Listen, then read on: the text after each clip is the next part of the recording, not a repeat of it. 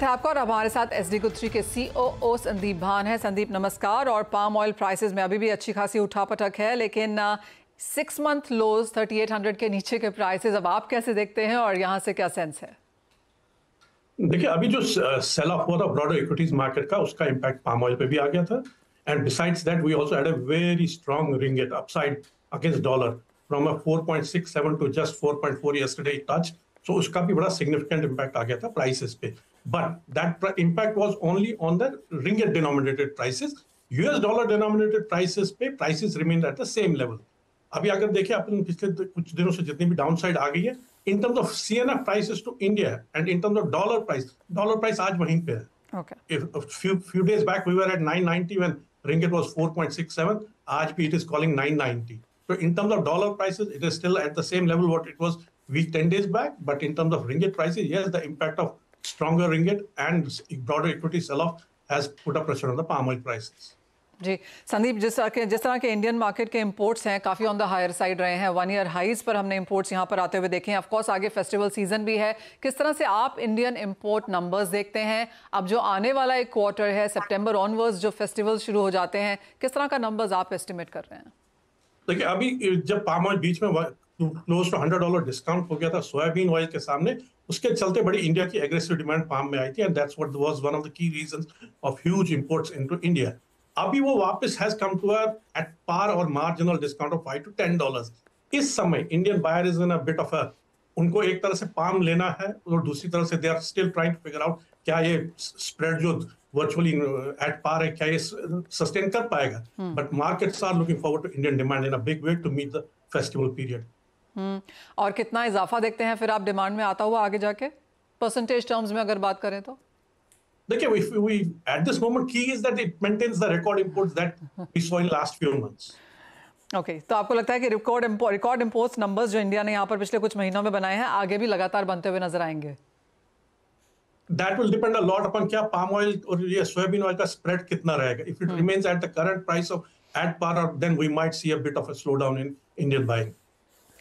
संदीप, जिस तरह से इंडियन मार्केट्स में भी हमने यहाँ पर पाम तेल में जो प्लांटेशन है वो आते हुए देखी हैं, जो लेटेस्ट नंबर्स हैं वो बताते हैं कि 4 lakh tonne as of now यहाँ पर इंडिया प्रोड्यूस कर रहा है। Of course for next 10 year 2032 तक के जिस तरह के लक्ष्य हैं, जो नंबर्स हैं, एंड ऑफ कोर्स एसडी गुथरी यहाँ पर काफ़ी क्लोजली वर्क करता है इंडियन मार्केट्स के साथ। कैसे देखते हैं आप ये प्लांटेशन नंबर्स, जिस तरह की ग्रोथ यहाँ पर होती हुई नजर आई है? देखिए, we want to see the plantation industry growing in India. We are a big time supporter of that industry. I would be happy to see it growing.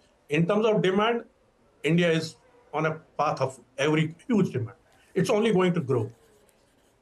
और आपको नहीं लगता वो इंडियन प्रोडक्शन से पूरा हो पाएगा? ऑफ कोर्स वो नंबर्स काफी ह्यूज है वहां पर, लेकिन जैसे आपने कहा कि जिस तरह का सेल ऑफ हमने इंटरनेशनल मार्केट्स में आता हुआ देखा, उसका असर एडिबल ऑयल्स पे भी था, नॉट जस्ट पाम पे, बट हमने कनोला, सोय, रेप, इंटरनेशनल मार्केट्स में सारे ही एडिबल ऑयल प्राइसेस में गिरावट आते हुए देखी। जैसे आपने कहा पाम में कुछ स्थिरता आई है, क्या वही चीज हमने बाकी एडिबल ऑयल में भी आते हुए देखी है? देखिए, अभी जो एक अनदर की फैक्टर जो है, अभी वो यूएस की जो रूलिंग आ गई थी जिसके चलते उन्होंने वो बायोडीजल मैंडेटरी नहीं कर दिया था छोटे रिफाइनर्स के लिए, that will also have an impact. वो कितना स्ट्रिक्टली इंप्लीमेंट होता है या उसके ऊपर क्या होता है, that will determine a lot on what happens between palm oil and soybean oil. एक संदीप, एक लॉन्गर टर्म आउटलुक भी अगर आप यहाँ पर पाम पे देना चाहें तो अब यहाँ से क्या लगता है? 3800 के आसपास ये फिर स्थिर हुआ है, जैसे आपने कहा 990 के आसपास डॉलर टर्म्स में भी है, तो आने वाले अब 2-3 महीने स्पेशली इंडियन फेस्टिवल डिमांड के लिहाज से कैसे दिखती है प्राइस रेंज?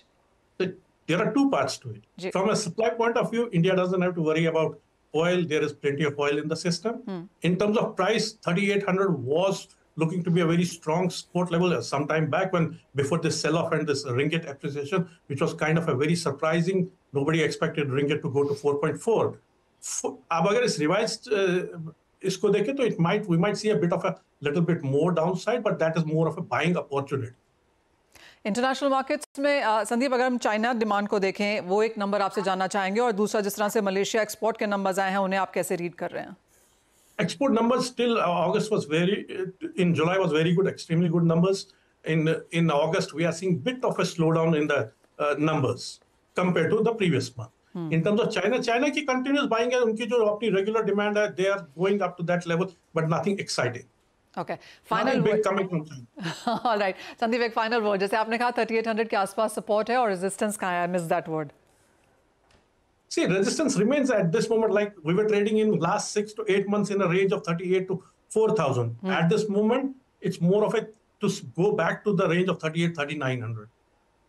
ऑल राइट, तो वो थोड़ी सी नैरो होती हुई रेंज एंड 38-3900 के आसपास के यहाँ पर पाम तेल के रहेंगे। और जैसे संदीप हमें कह रहे हैं कि इंडिया की फेस्टिवल डिमांड स्ट्रांग रहने की उम्मीद है, काफ़ी सारा इंपोर्ट हमने किया है और वही नंबर्स यहाँ पर स्ट्रांगली आगे भी जाते हुए नजर आ सकते हैं। संदीप एज ऑलवेज बहुत शुक्रिया हमारे साथ जुड़ने के लिए और सारी डिटेल में वो एडिबल ऑयल इंडस्ट्री भी हमारे समक्ष रखने के लिए। इसी के साथ एक ब्रेक का समय है, जब लौटेंगे तो फोकस यहाँ पर करेंगे इक्विटी मार्केट्स पर।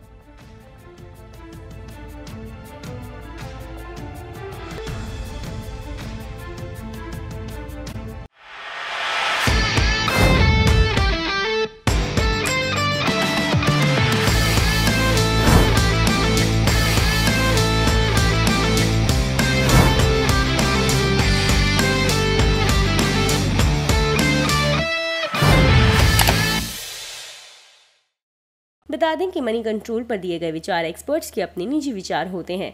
वेबसाइट या मैनेजमेंट इसके लिए उत्तरदायी नहीं है।